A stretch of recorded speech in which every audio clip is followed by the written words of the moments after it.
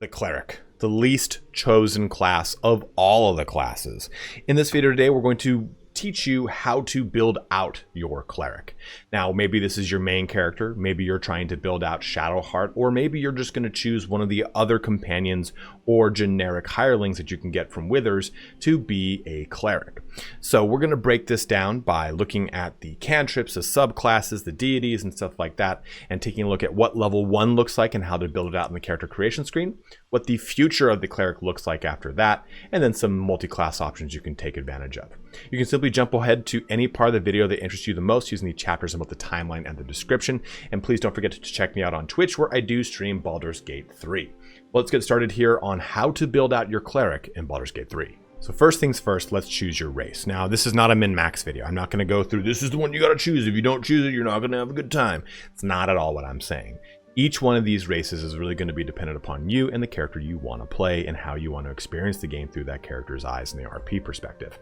There are certain races that can take advantage of certain items in the game and what have you, but don't go into it with that in mind. Go into it with the mind of what you're going to enjoy the most. So I would probably say whatever you enjoy. Like, I love Drow, so I would probably start as a Drow for no other reason than that's what I enjoy. But there are certain races that are maybe better than others when it comes to certain options, but I'm not going to focus on those things. They do exist. You can choose them if you so wish, but I'm not going to. Half-elves are really good options too, just so you can get advantage of their cantrips if you're a high elf, the movement speed if you're a wood elf, and then the drow get certain things as they progress through their levels.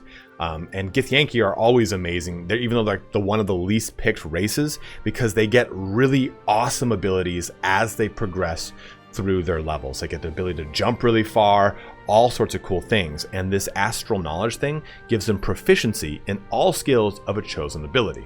Meaning, if I chose all the charisma skills, then all of the conversational skills I get my proficiency bonus on until a long rest. So I can just always have that active and never invest any points in charisma to constantly be getting my proficiency bonus on it. It's quite awesome. But they also start off with a proficiency in light and medium armor, as well as short sword, long sword, and great sword. So you can choose the Gith and get access to great swords and be more of a close combat cleric if you want, without even worrying about how you get access to great swords. It's a really, really cool thing that you can do. But plenty of other ways that you can build your character across the race. I just wanted to have a quick conversation about it because it is no longer dependent upon your stats. In Baldur's Gate 3, all stats are set to 8, and you increase them up to a max of 15. Then you then assign 2 or 1 skill point, or 2 or 1 ability points to that. So races do not matter anymore. You just simply choose whichever one you want to play the most. I've gone ahead and selected myself a tiefling, and we're at the Cleric selection screen. So if this is your first time playing the game, or any D&D for that matter, I'm going to just break this down very quickly. You start with cantrips and spells. Cantrips are basically level 0 spells that you can cast an unlimited amount of times in a given day, whatever it is. You can cast them every turn if you want. Spells, on the other hand, you are limited to your spell slots. You gain 2 level 1 spell slots, which are restored on a long rest only. So this is a level 1 evocation spell. So it would take a level 1 spell slot. You can use level 1 spells in all of the higher spell slots, like 1, 2, 3, 4, 5, whatever, but you cannot use higher level spells in lower spell slots. So a level 2 spell cannot be cast with a level 1 spell, but a level 1 spell can be cast with a level 2 spell slot, oftentimes increasing its effects. So keep those things in mind. So before we even get into cantrips and spells, though, we have to choose our domain. And the domain for our cleric is essentially how your cleric is going to fit into your game world and how you want to play them. What do you have in mind for your cleric? Now, I'm going to go through each one of these on a very high level. There are things that expand beyond level 1. I'm going to try to briefly talk about them without getting too lost in it. But the life domain cleric is essentially your heal bot. That is your bread and butter. Subclass features: your devotion empowers your healing spells. When casting a healing spell, the target regains additional hit points equal to 2 plus the spell's level. So just a kind of reminder, refresher here, the spell level was 3. This would heal 5 more additional hit points, which is very nice. And then you get domain spells. Every single one of these will have domain spells. And you'll get domain spells every time you get to a new set of domain spells. I think it's like 3, 5, 7, and 10 or something like that. Either way, those domain spells are spells you will always have prepared. And what that means is you don't have to swap them in and out of your list of things you do know you can cast. They will always be present for you to cast. They will be level 1 spells and whatnot, but still it remains that you won't have to use a preparation slot, and I'll show you that in a second here. Into the light domain, we get a character that is focused on both fire damage and on light damage, which has a word that I cannot think of off the top of my head for some weird reason. But this is a cleric that is very close combat oriented in the sense that they do a lot of AoE capabilities. They are still definitely a ranged destroyer of worlds. They're hurling magic down range that is both fire and light based, but they have an AoE ability that is like 30-40 meters around, or feet around them. They just blow everything up with light. It is really, really goddamn cool. They also have a very cool subclass feature here called Warding Flare. Shield yourself with Divine Light. Use a reaction to impose disadvantage on an attacker, possibly causing their attacks to miss. So when someone attacks you, they roll 2 die and choose the lower of the 2. And you use this as a reaction, meaning that anytime they attack you, you can trigger this, and only can be triggered once per turn. So this is great, but you eventually get improved Warding Flare, where if any of your allies are getting attacked, you can do this instead. It is a really, really awesome ability.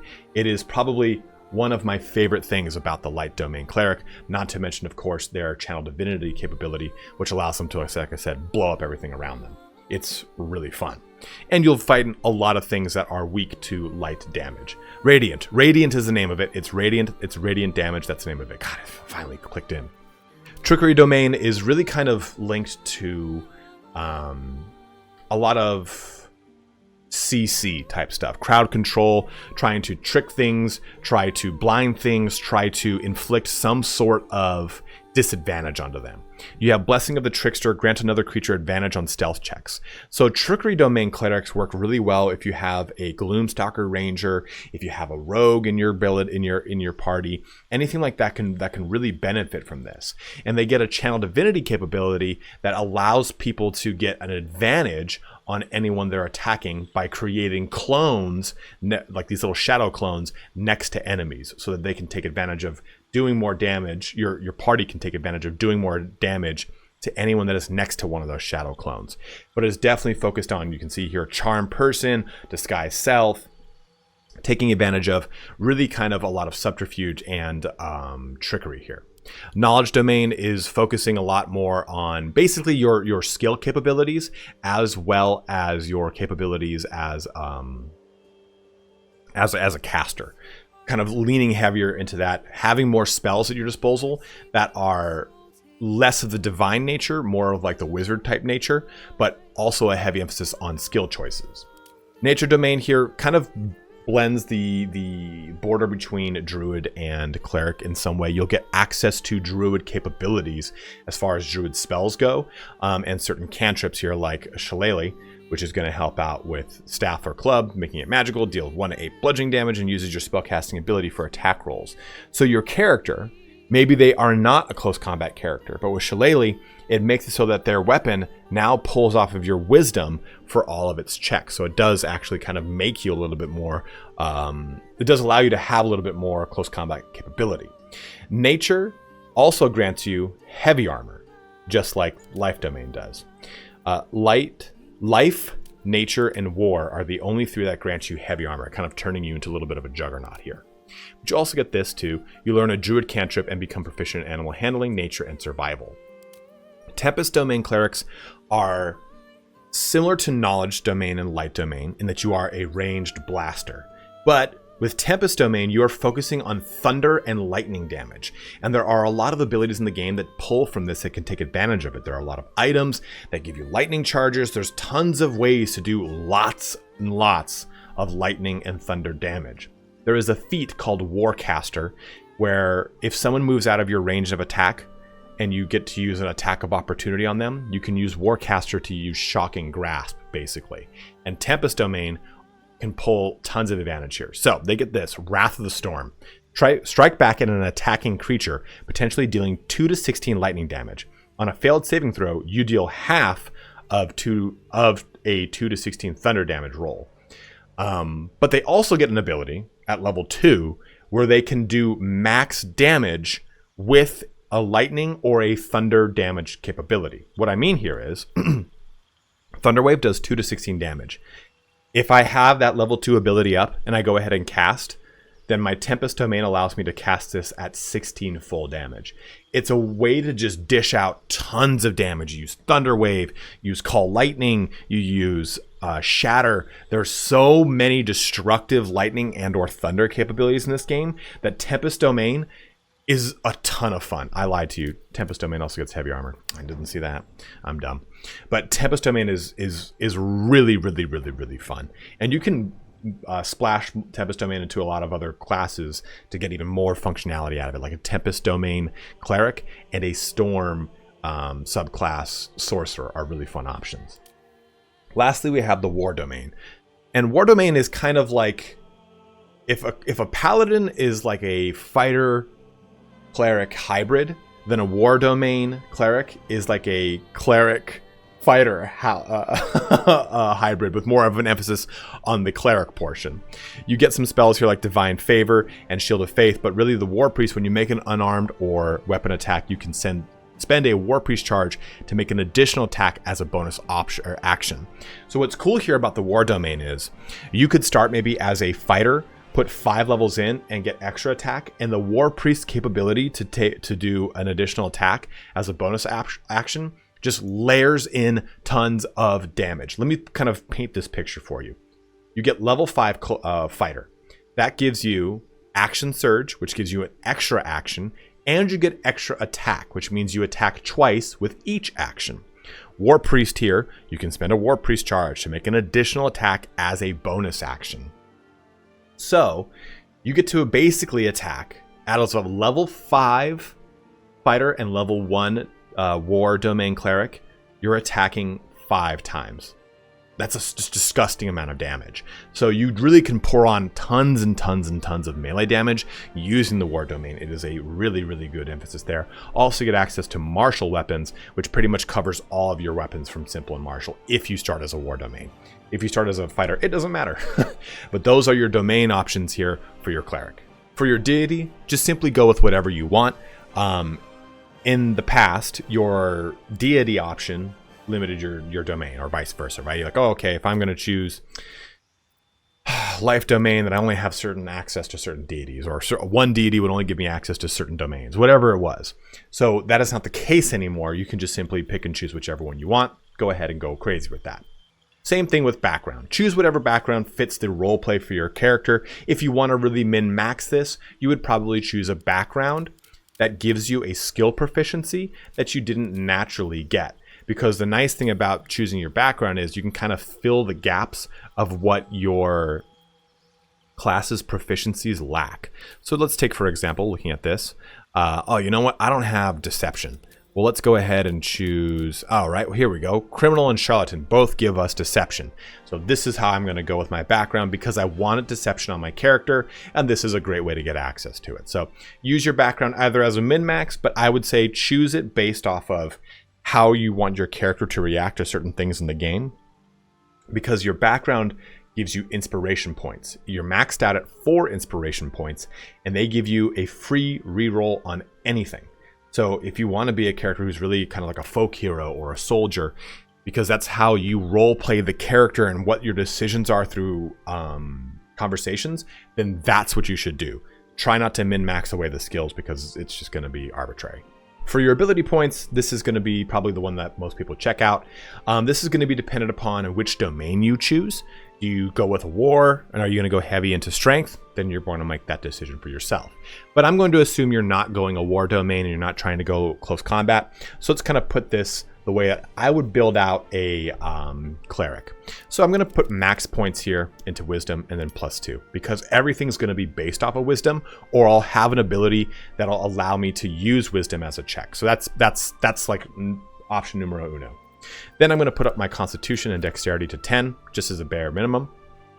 Now you can choose if this is your main character, you probably want to do this just to make it so you don't have any -1s.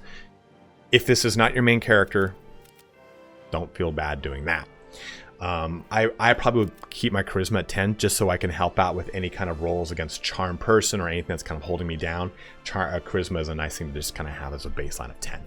Then I would probably increase here Constitution to 14 and my Dexterity to 14, and I'd probably put 1 more point into Dex and then put my +1 into Dex. This way I'm getting +3 to my initiative. My Dexterity bonus is +3 as well, meaning if I'm using light armor, I get my AC +3 from Dexterity. If I use medium armor, I get my AC +2, unless noted by certain situations like feats and other armors that would give you more Dexterity bonus to your AC. And it's a really good option here. Now, the counterpoint to that, though, is you do this for additional checks against your concentration.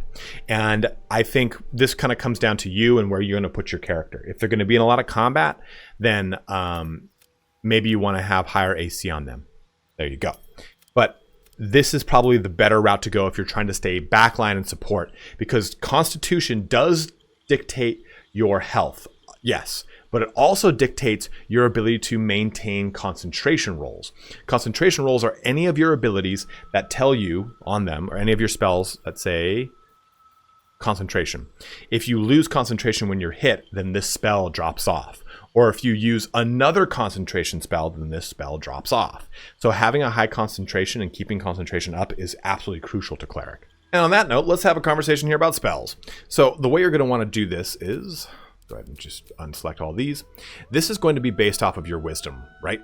So if I go ahead and take a look at this, my wisdom right now is 17. Watch my prepared spells, 0 out of 4, 3, 2, 1. So your prepared spells amount at the beginning of the game is dependent upon your wisdom ability modifier. So it's at 0 now, so we just get 1 spell. Now it's back up to +3, so we get 4 spells. So there you go. That's how that all works itself out. And your spells here you prepare from the list that you know. Unlike, say, a wizard where you have to transcribe all of your spells from scrolls, you are going to just know these spells every time you level. And you have these spells plus your domain spells. Your domain spells will always be added in. So if you think about this, you actually, when I press start game, I would have 6 spells to choose from, right? I would just simply have these 2 plus my 4 I've prepared. And your spell options are going to be just based off of whatever you really want to do for your character. Let's see here. I'm trying to think. That's probably how I would go here in the very, very absolute beginning of the game is probably something like this, because command allows me to send people prone or drop their weapon if I'm on a ship fighting with a guy with a big, huge flaming sword, make him drop his weapon. Guiding light or guiding bolt here is going to give me advantage. Give anyone who attacks that a target advantage. Healing word is nice because it's a ranged heal. Cure wounds or whatever is a melee class heal. And shield of faith, protect a creature from attacks, increase its armor by 2 AC. I would swap this out for bless the second I got it. Then our cantrip selection choices, you just want guidance. It doesn't matter what anything else is. Guidance is super important. But so is thaumaturgy. Gain an advantage on intimidation and performance checks. It's very nice. Resistance is good for you personally. Make a target more resistant to spell effects and conditions. I'm sorry, I was thinking of Blade Ward. Blade Ward is really good. Take only half the damage from bludgeoning, piercing, and slashing attacks. So if you think your character is going to be up close and personal, this is very, very nice. I like Sacred Flame because it's a very nice, just easy ranged cantrip. It's a ranged damage ability, so it gives you some sort of ability that you can use every turn for range damage if you don't want to use a spell slot. It's kind of how I personally look at that. But guidance you just need. It's so strong. You'd use it every time you do a ability check because it is a cantrip, so you can just use it infinitely. Now, feat is going to be dependent upon the type of cleric domain you've chosen once again, and I would probably go with something like Warcaster. So you gain advantage on saving throws to maintain concentration on a spell. That's probably my go-to choice here. But then you also, as a reaction, you cast Shocking Grasp at a target moving out of melee range. Now, I said this is very good with the Tempest Cleric because they can maximize the damage here, but it's still good on a Light Cleric or any other Cleric. Even if you're playing a War Domain Cleric, that's a really, really good option. Another option here too is Spell Sniper. You learn a Cantrip, which is one of these abilities here, and the number you need to roll a crit hit while attacking with the spell is reduced by 1. This effect can stack, meaning that rather than rolling a 20 to get a crit, I can roll a 19 or a 20, which is a nice way to get a little bit more damage. And then you get access to these additional cantrips, which are just always very nice to have. Another option here too is to get a Magic Initiate, which grants you cantrips and spell slots, whichever one you'd want to go into. Maybe something like Wizard here to get access to these cantrips. Again, I just really like cantrips because it's basically a spell that you can use every single turn if you want. Getting access to Shocking Grasp just as an actual cantrip is actually kind of cool right here. So that's why it's nice here for Spell Sniper if you want to use more of a range blast style of character. Now, another really good one is just simply ability improvement, to just put more points into Wisdom. Getting Wisdom up to 20 as fast as possible with a Cleric is really, really particularly good, and I quite like it. But you can still also go with Elemental Adept, which is going to be very good here depending upon the type of damage you're doing. As a Light Cleric, Elemental Adept of Fire is still really good. Even though this doesn't include Radiant damage, you get both Radiant and Fire damage spells as a Light Cleric. But maybe I'm going to go with Elemental Adept Light or Elemental Adept Thunder because I'm playing a Tempest. Just depends on what you're playing as. Acid would be really good for nature or knowledge even. Cold would be really good for knowledge too. And what these do here is your spells, the spells that you cast, ignore resistance to that specific damage type. In addition, when you deal lightning damage with a spell, you cannot roll a 1, meaning you just cannot outright fail. So it's a really nice capability to add a little bit more range punching power to your character if you need it. Now, these feat selections that you choose that I'm talking about right now can be chosen from this point onward. So you're going to get a feat at 4, 8, and 12. You get 3 feats as a Cleric. Fighters and Rogues get 1 additional one. So you can use these as you see fit across all of your feat options. You could even go with stuff, if you're trying to go really heavily into being a shield user, you can go a Shield Master. If you go heavily into Fighter, you can pick up some of the Fighter-based things. But these are kind of some of my my go-to picks if I were playing a Cleric here. For some multi-classing options, what you can do with Cleric is a Tempest Cleric and a Storm Magic Sorcerer. Now, you'd want to get one to level 6 first, and then the other one to level 6 first. So however you want to play your character, do you want to be a sorcerer that has Cleric abilities, or do you want to be a Cleric that has sorcerer abilities? You would choose that first, as in what kind of weapon and armor proficiencies and what have you. And also, I guess, maybe what role you'd want to have for your party. The reason you'd get Sorcerer to level 6 is these 2 abilities. You are resistant to lightning and thunder damage. When you cast a spell of level 1 or higher that deals lightning or thunder damage, you cause a small local storm. All enemies within 20 feet take 3 lightning damage or 3 thunder damage. And also what you get from your Cleric capabilities, if I can find it on here, it is in here somewhere. They get the ability to do max damage with all of their lightning and damage spells, right? We talked about that. I guess it's not going to show it up in here. But that happens at level 2 of selecting your domain as a Cleric. And really that kind of goes to just give you more and more domain spells from Cleric. Like at level 3 you get Shatter and Gust Wind, level 5 you get Call Lightning and Sleet Storm, then at level 6 you get Thunderbolt Strike, and when you deal thunder or lightning damage to a creature that is large or smaller, you can then push it back 10 feet. So you do get a lot of great abilities there. But mainly the big thing here is your Channel Divinity, which is going to give you that Destructive Wrath and the ability to maximize your thunder and lightning damage. And keep in mind too, if anyone attacks you in melee, you can return back and do lightning and thunder damage to them because you're a Tempest Cleric. Now, another route you can take is 6 Fighter, 6 Cleric. Or 6 Cleric, 6 Fighter, again, depending on which route you want to take. The reason I went with 6 Fighter rather than just 5 Fighter is that it gives me an extra feat to take advantage of as a fighter. You can dodge that if you want, because you get feats again at 4, 8, and 12, right? Total respective class level.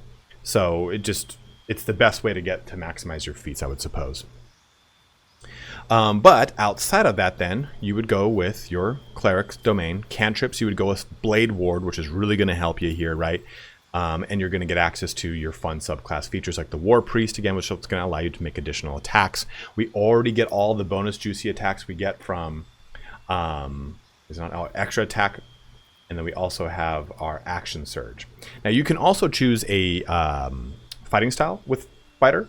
So you can choose dueling if you want to use one-handed weapons. You can use dual wielding if you want to use dual wielding if you want to go down that route, or defense to get more AC, or protection if you, I'm sorry, defense is the one that gives disadvantage. Protection if you want to get more AC.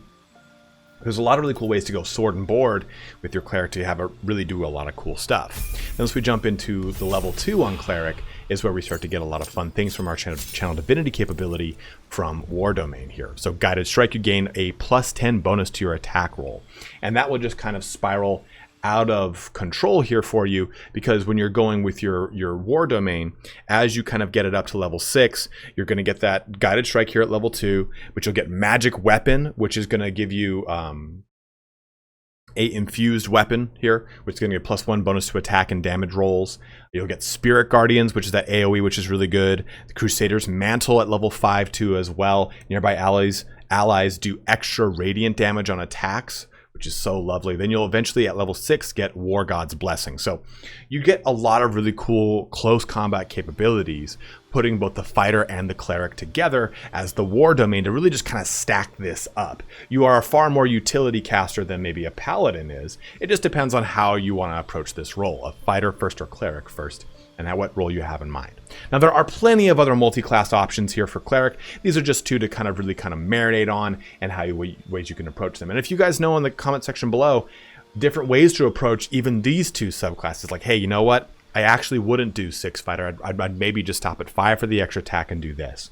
Or you know what? I wouldn't do 6 and 6 on Tempest and Sorcerer. I'd actually just do this instead. Again, there's plenty of ways to approach these classes, guys. So please take a look at them in as many ways as possible. If you have any questions, comments, concerns, anything like that, go ahead and let me know in the comment section below. This is my very first of this style of video, and let me know how this format works. Is there more information you'd like to see? Hey, you know, this would be really cool if you had an equipment section. Anything like that would just be would love to just show off for you guys to make it easier when you are building out your next class. But as always, thank you so much for watching here today. Have a good one and take care.